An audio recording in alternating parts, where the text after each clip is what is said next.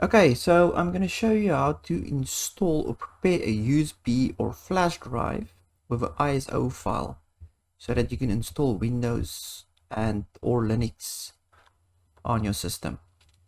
So first thing you have to do is we're going to use Rufus. So you're going to download Rufus from rufus.ie. Just scroll down and you'll find the download files here. Once that's downloaded, let me just find my own Rufus now.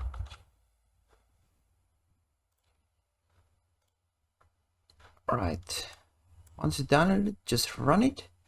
Then put in your USB stick or your flash drive so that it can pick it up. As you can see, it picked it up there.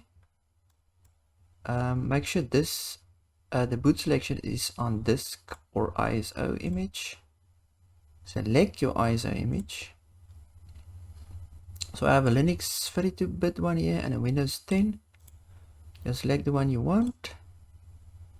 You will see it there.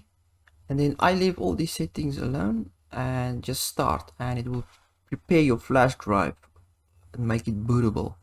So once it's bootable, you just put it in the computer you want to reinstall and boot up with by pressing F1 or escape or any of those keys. Boot into the stick, and then yeah, just choose the operating system that you want to install, and that's it. That's it.